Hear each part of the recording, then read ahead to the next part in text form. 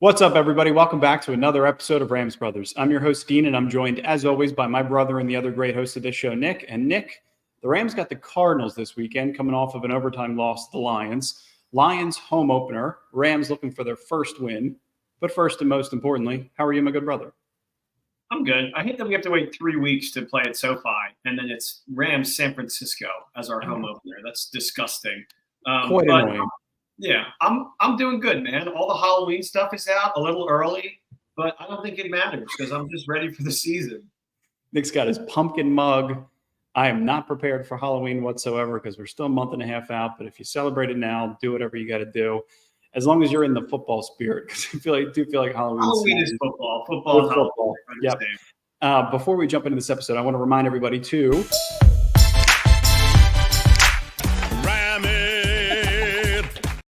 like and subscribe, comment on these videos. It helps our algorithm. You guys, we want to hear your guys' predictions. We want to continuously chat with you guys all throughout the week into Sunday. I want to make sure I'm hearing from you guys. I want to hear your POV coming out of the game from last week, how we think the defense is going to fare against Kyler Murray, if we think we're going to keep this trajectory of being so dominant over the Cardinals since Sean McVay became the coach of the Rams.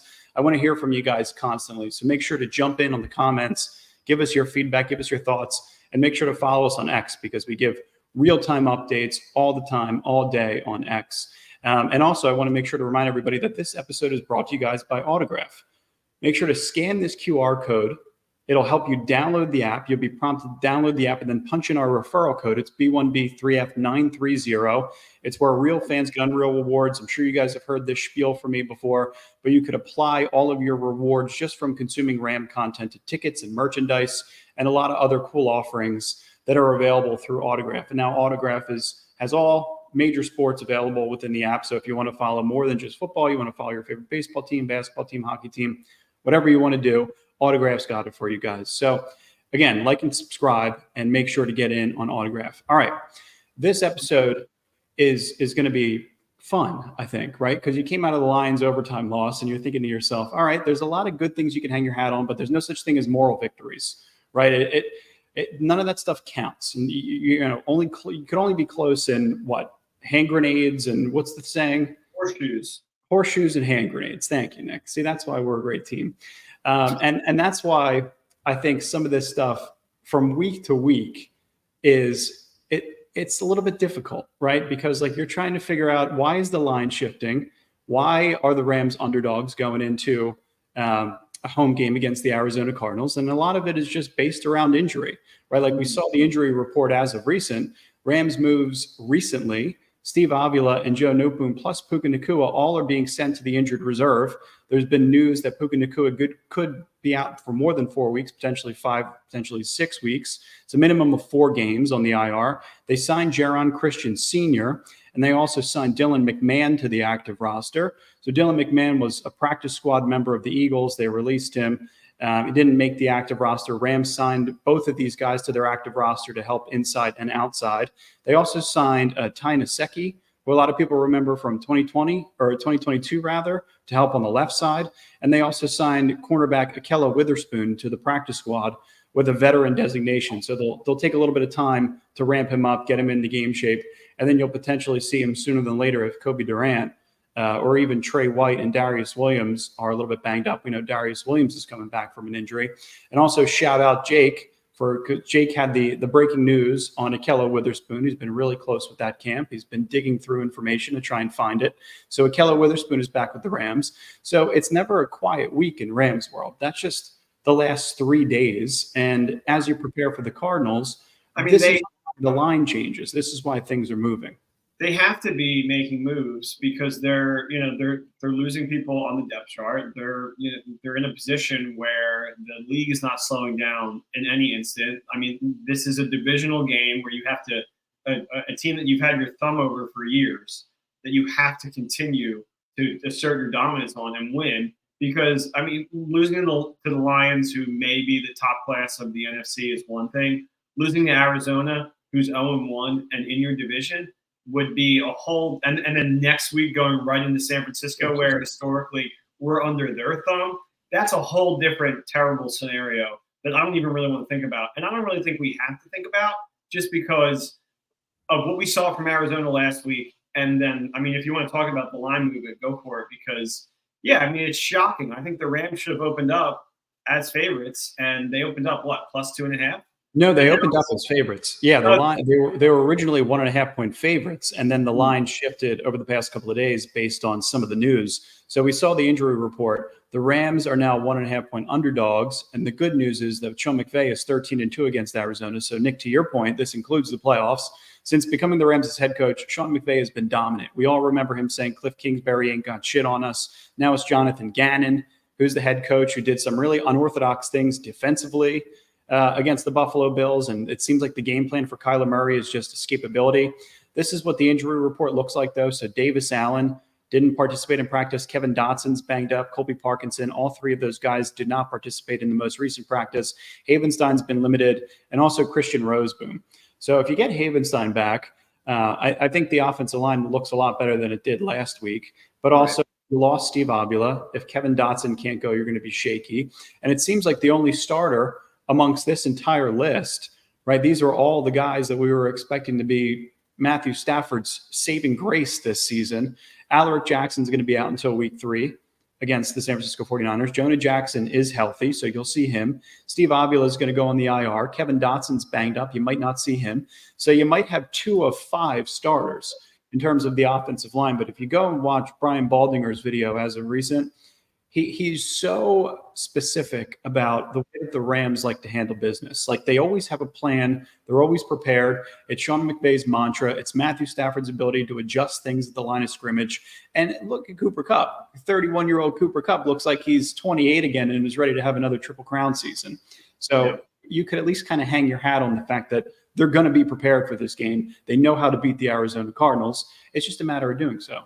Yeah, I mean, you saw the other guys step in when Puka went down. Like, something that you see a lot with the Rams, at least we saw it a lot last week, is like the route is the route. So if somebody's like, it's like 5 and out and like left, and you're in between the safety and you catch the ball's like kind of coming at you and you're already like halfway down on the field, that's perfect. You got what you needed, and that was the route, and you caught the ball and you keep moving forward. Where a lot of these like other teams, if you have like a rookie or somebody that's kind of coming in, that's not something that they're understanding just at like picking up the position.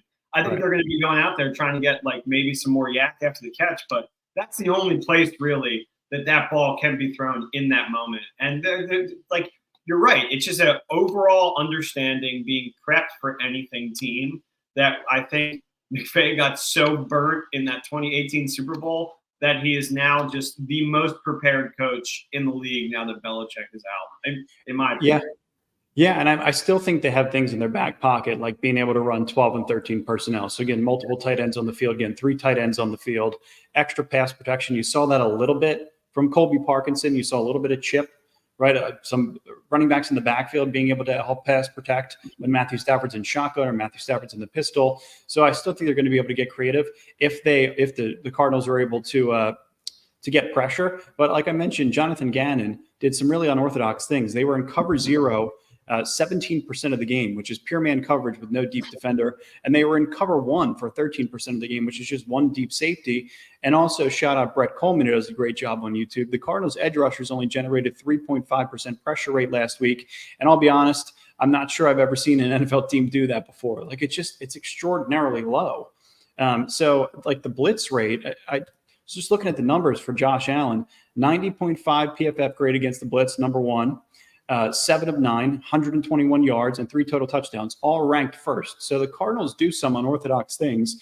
And when you talk about things like cover 0 and cover 1 and man coverage, Matthew Stafford, this is stat via Next Gen, completed 7 of 9 passes for 115 yards and a touchdown against man coverage in the second half of this game, 12.8 average per attempt, or average per completion, rather. And you could see the chart, right? You could see the hot zones. It's basically all green.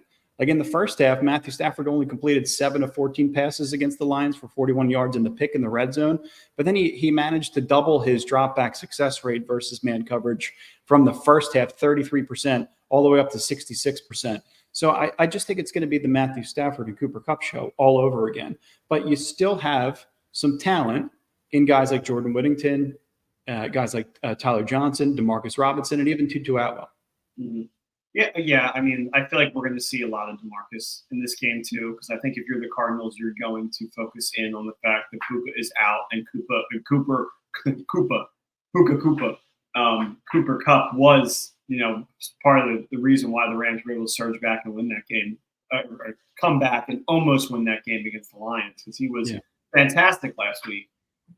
And I hope that we see those other guys get involved as much as Puka could in these situations, but Puka Nacua, he's a one-on-one guy. So yeah, he is. But I just want to give you some examples too, right? Because the way that they utilized Cooper Kupp, and this is just a little stat on Matthew Stafford, and I think he's going to do this again, right? Because pure man coverage, Matthew Stafford throws for a ton of yards. He threw for 275 yards in 6 of his last 7 games dating back to last season, including the postseason, including the playoffs against the Lions. But this Cooper Kupp chart, I think, is so fascinating, right? Because pre-snap motion is another staple. It's another foundation of McVay's offense over the last couple of years. And the Cardinals were the worst team at defending any kind of pre-snap motion or shift before the snap last year. They allowed a league-high 0.13 EPA per dropback. So that's expected points added per dropback is 0.13%. So you could imagine that they don't do a good job of defending it. And I'm curious how much Jonathan Gannon has this on his mind, right? Because knowing his experience with Philadelphia and their lack of pre-snap motion in general, or shifts in general, like it goes all the way back to the 2022 Super Bowl, where the Chiefs put up 24 points in the second half and dismantled the Eagles defense with pre-snap motion. The Cardinals were 29th in pre-snap motion utilization last year. I saw it on the first couple of plays when I was looking at the all-22 for the Bills and the Cardinals this past weekend, but it seems like it faded away a little bit. So you're not practicing against it. You're not prepared for it. And we know what Cooper Kupp is able to do in these kind of situations. He led the NFL in week 1 with 50 routes ran, 21 targets, and 14 receptions. And he was just all over the place. And the pre-snap numbers, I just think are fascinating, right? Because they run it at such a high rate. And if you don't practice against it, you're not going to be able to defend against it well. So, yeah, I love everything that we saw from the pre-snap too. I mean, that was kind of, what's the McVay quote? And it's not the standard; it's the standard. It's the art of misconception. No, it's something like that. Yeah, it's like the simplicity. I don't know, whatever it is. It's something like art of misconception. But yeah, it's like that has been one of the reasons why they had, like, under Jared Goff, under Matthew Stafford, having all of that motion, it confuses the defense, and you're able to just open up the field. And then when you're truly able to run the ball, that just opens up way more doors. And I liked everything I saw from Kyren, who was 100% a bell cow back last week. Yeah. Which I didn't think that they were going to do, but lo and behold, that's exactly what they did. I mean, you know what I noticed too, though, that, and the Cardinals might do this as well, is I thought the Rams were going to be able to run the ball really well against the Lions, just because of everything they were able to accomplish in the pistol formation coming out of last year. But the Lions started to stack the box, and all of Kyren's big time numbers coming out of last year were all based around just having 7 players in the box versus 8. So there's a little bit of a difference in terms of extra help. And the way that the Cardinals like to utilize these things, I think, is going to you'll see a similar result in terms of rushing success rate from week to week, because cover 0, cover 1, you're going to have a ton of defenders in the box. So it's going to leave Matthew Stafford opportunities to continue on this trajectory. Like I think you're going to see 49 pass attempts again from Matthew Stafford and Sean McVay. Like, I know everybody wants to run the ball consistently, but I feel like, you saw James Cook do it pretty well. I think the Bills in totality averaged like 4.1 yards per carry in this past game, but a lot of it's Josh Allen. Yeah, that's exactly what I was going to say. I feel like overall you can say the Bills ran the ball well, but when you have Josh Allen who can hurdle people into the end zone, it's a kind of, you have to grade with a curve in that scenario. Right. Yeah, it's exactly right. And the one thing I wanted to mention on Kyler Murray too, which I thought was so interesting, and Nick, not to take a shot at your fantasy team or anything, because in reality, nobody really cares about anybody's fantasy team. But what was going on with Marvin Harrison Jr., because this was the still shot of the game. And also Kyler Murray, this is a big critique amongst Cardinals fans that I saw a ton on X. He was the only quarterback to complete 0 of his 7 vertical pass attempts, giving him a last place finish in terms of vertical yards per attempt. How can that even happen? I don't know. I just don't understand how that happened. The Marvin Harrison thing is ridiculous because then you also have Kyler saying it's not his job to make sure that he's getting the ball. And it's like, well, if it's not your job, then whose job is it? Because, it doesn't – you're the thrower of the football. The ladder does not go lower than you. You have to get the ball to him. But I guess he's pushing up and saying the coordinators and whatnot. But still, I mean, regardless of that, I hope he has another bad week this week, regardless if he's on my fantasy team or not. But yeah, it's the potential with this kid was supposed to be skyrocket, and they didn't utilize him at all. So that's just not a good sign for Arizona. Yeah, I know. It's really interesting the way that they utilize him. And that was the big play, because you're probably going to see it more frequently, because that was the big play that broke the game open in the first half against the Lions, was the Jameson Williams play, right? Yeah. Taking advantage of Trey White. So you would imagine that they're going to try and replicate some of that success. And you saw how well the Rams defended the middle of the field.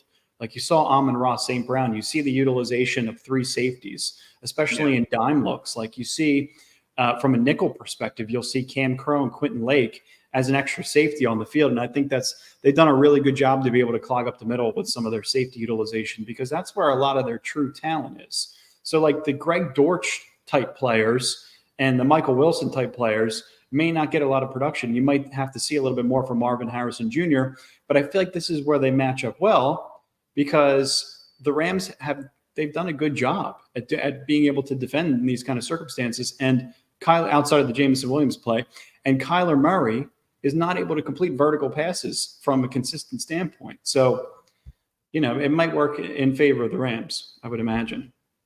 I mean, you hope so. It's just also, this is the first game where, under the McVay era, where Kyler doesn't have to worry about Aaron Donald.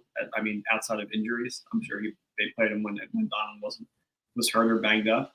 So that's the only thing that's giving me a little bit of doubt, because it was Donald that always, I swear I saw Kyler just fall down before even trying to escape when Donald was coming at him. Which is I'm going to make you feel a little bit better though, because I got some good numbers on Jared Verse and what he did last week against one of the better offensive lines in football, specifically Taylor Decker on the left side.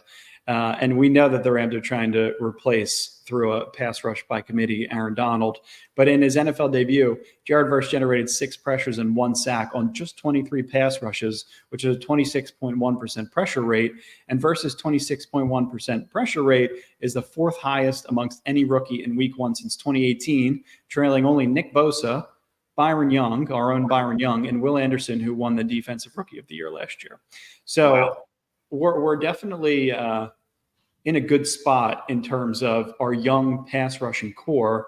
And then the other thing that I wanted to kind of touch on too was the fact that the Cardinals just placed right tackle Jonah Williams on injured reserve. So you see Byron Young, you saw how productive he was last week against Penei Sewell, and you can only be so productive against such a great right tackle, but he did have a big sack on Jared Goff. And I love the way that the Rams are utilizing the Texas stunt. You saw it late in the game with Braden Fisk and Jared Verse, just like you did at Florida State. And you see it with Kobe, and you see it with Byron Young, because those two guys have worked together. So that's your committee, that's your core. And I have a lot of confidence that they're going to be able to put it together again. And you got to worry about 4 guys versus 1, where last year it felt like you really only had to worry about 1 guy. Mm-hmm. I liked what I saw 100% from our D-line last week. So if they can keep it up, same with Shula, clog the middle of the field. Up until the very end of the game, I thought they did a fantastic job. Yeah, I thought so too. So I'm just going to run through Dean's keys really quickly. Only 3 needed to advance. I'm going to go number 1, Matthew Stafford. This is number 1. I think this one's going to be easy to achieve. Over 275 passing yards again.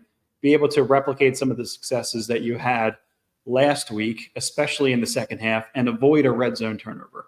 Right. So if you don't turn the ball over in the red zone, you're able to capitalize on some of these longer drives where you're able to control time of possession. I think the Rams are going to be just fine. And in collaboration with Cooper Kupp, all the pre-snap motion stuff and pre-snap shifts, I think is also going to bounce around to other guys in terms of responsibilities like Demarcus Robinson and Tyler Johnson, right? So like you're and maybe even Jordan Whittington. So you're going to get a lot of that from a lot of different players, because if you keep it up with Cooper Kupp, you're going to wear him down to the ground.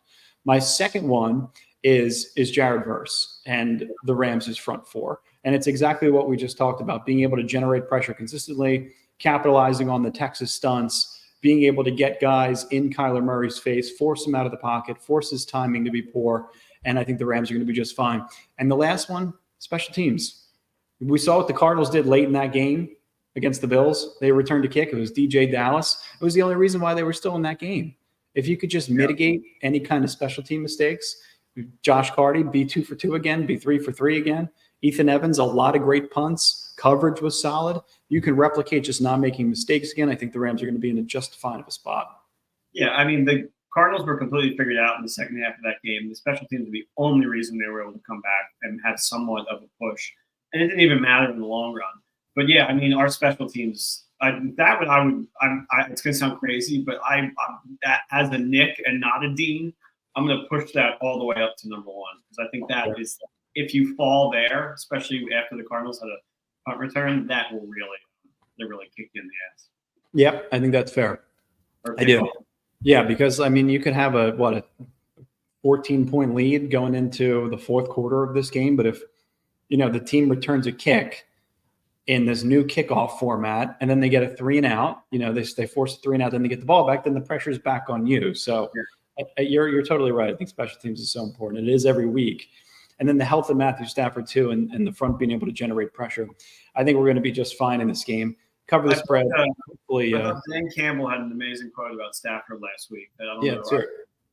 He said, "You almost don't want to hit him, because if you hit him, he comes back stronger." Yeah, he does. So true. It's like he went down, he's getting his ankle taped up, and he comes back and he played lights out after that. Yeah. He needed a little pop on the head. That's the kind of guy that he is. He's times. Cooper has said it multiple times. If he gets hurt, he's better. Beetlejuice, Beetlejuice, Beetlejuice. With that being said, I may have summoned Beetlejuice, and I may have summoned Matthew Stafford to come out and throw for another 300 yards. And who knows, when he comes out of this game, he may be leading the league in passing yards just based on what I saw from the Cardinals defense this past week. All you really got to do is avoid Budda Baker, and you're going to be just fine, Matthew Stafford. So I think I'm ready for Nick's picks. Let's show him. Show us the graphic. Well, I almost played the song by mistake. Got to fire this producer. One more time. All right, let's do it. We got Nick's picks. Nick's picks week two. Last week, with a rough start, to say the least. We went 1-4, only winning on Sam Darnold's Vikings. It's not ideal, but it is what happened. So we will carry on, continue to show the audience that we are winners. Since 2019, on this very show, Rams Brothers, we've only had winning seasons on Nick's picks. Not a single season record was ever in the red. So ride with my picks. I promise you, by the end of the season, the sun will shine on us again, brother. We have a theme song. So, producer, don't mess this up. Don't play the graphic. Play the theme song on the jukebox. Hello, boys and girls. This is your old pal, Uncle Nicky. This is a song about the Rams. No! This is a song about being happy.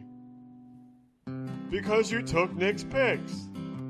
It's the Nick's Picks Happy Song.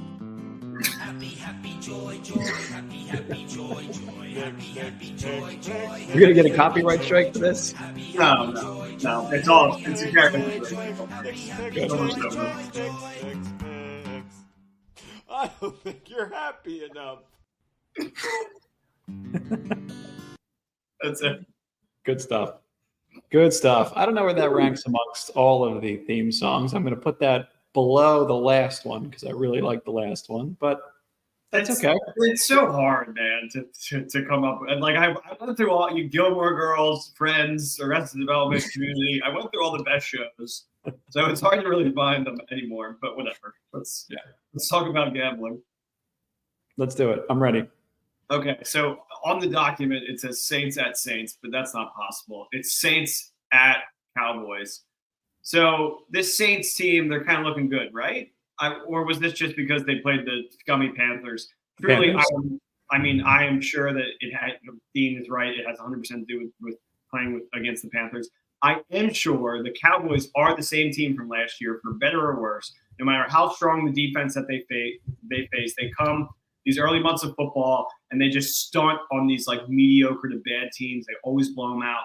They put up 33 points on what was supposed to be one of the most formidable defenses, and they did it with ease. I trust Dak. He got his money, and I think he is a top-tier quarterback, to be honest with you. I know a lot of people don't really agree with that, but I think he kind of has it all.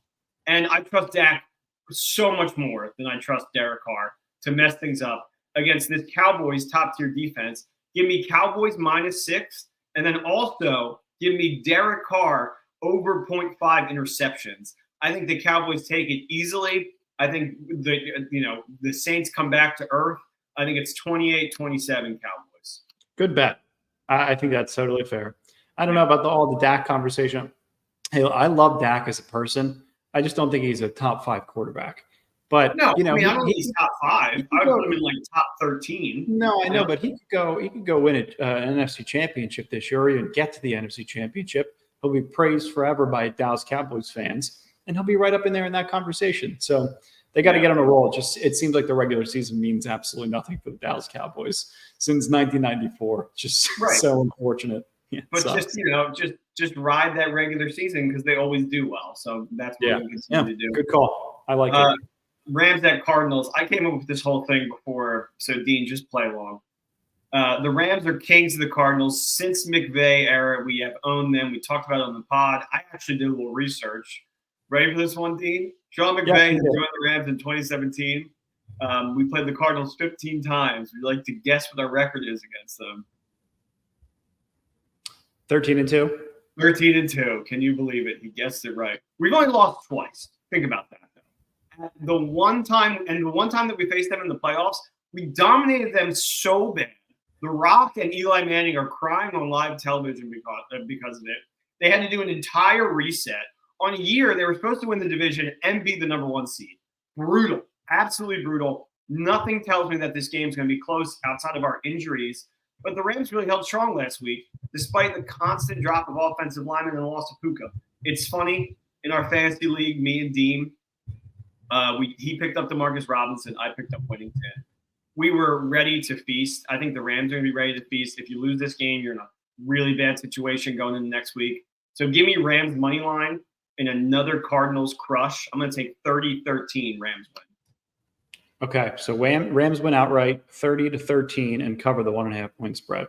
Wow. Yeah, I mean they're dogs now. You can get them at +1.5 if you really want. Yeah, I mean that's my lock right there. I'm not trying to be biased or have my Rams hat on or anything like that, but like you have to win this game. You do. Yeah. You got to be able to go into a division rival's house that you've historically owned and beat their ass. Yeah, and I think we're going to do that. Yeah. All right, what do you got next? Steelers at Broncos. I don't think I ever need to watch Bo Nix again. Every time he was on my television, I just saw a kid who did not have it. I mean, his one touchdown drive, he dinked and dunked downfield, and then he 28 skidooed in for a touchdown, which fine. They were already down 2 scores. It didn't matter. Now he has to go against the best defense in football. And you saw what they did to Kirk Cousins and the Falcons, who are a great offense and have a great quarterback. So it doesn't matter who's back there for the Steelers. Could be Fields, could be Wilson, could be a Vespi. I think they're going to cakewalk over these Broncos. I really don't know what the Broncos are even doing. You go out there and you get this kid who's already kind of old, and his play is astronomically worse than Russell Wilson's from last year, who you are still paying. And they already, what are you already writing this year off? Do they seriously think that they can compete in the division with Patrick Mahomes and Justin Herbert? Just hated everything I saw from them last week, especially when you have an opportunity to beat Seattle and you just squandered it. You had 2 safeties in that game, and that wasn't enough. It's pathetic. Yeah. No, I know. Weird. Run in for a 25-yard touchdown on the ground. Just a poorly run franchise, top to bottom. which is the opposite of the Steelers. I'm going to take Steelers minus 2.5. I think Fields has a field day, no pun intended, on this defense. And I think he scores often, which is also why I'm going to take the over 30-10. I think the Steelers win, and I think they look good doing it. Okay. I don't know about 30 points for the Pittsburgh Steelers. Seems impossible considering the last game they kicked 6 field goals and they won, 18-15, 18-16. Yeah. The game was 18-10, was hideous. It was, but they won, and they'll do it again because their defense is so strong, and they're going up against a worse offense. I think also Bo Nix to throw an interception is probably a stone cold lock. That's why I picked up Seattle's defense last week, because it was like, the rookie quarterback likes to throw interceptions. It might be a 12-point victory. Good move out of you. Defense. And it was. My quick pick, I'm going to go against the Eagles, and I don't think there's anything against them, but I just hate that they had to travel to Brazil and back. And I mean, after a win where it was a tough fought game until the very end, I'm going to take Falcons plus 6.5. I think that climbs all the way to 7.5 before kickoff. So wait to place it, but Falcons, whatever the money is, or whatever the line is at right before kickoff, is the official pick. I think it'll climb up to 7. They're going to take a little bit to get going because Zach Robinson, first-time play caller, coming from the Rams. First-time head coach Raheem Morris. Kirk Cousins still recovering from the Achilles. It's going to take a little bit, but they'll get there. So I think that's a good cover. Yeah. I mean, Eagles can win by 5 or 4 and 3, and we still win our bet. Yeah, let's run it back. Let's do it. All right, so we have Saints or Cowboys minus 6 over the Saints, Rams money line, Steelers minus 2, over 36 in the Steelers game, and then my quick pick, Falcons plus 6.5.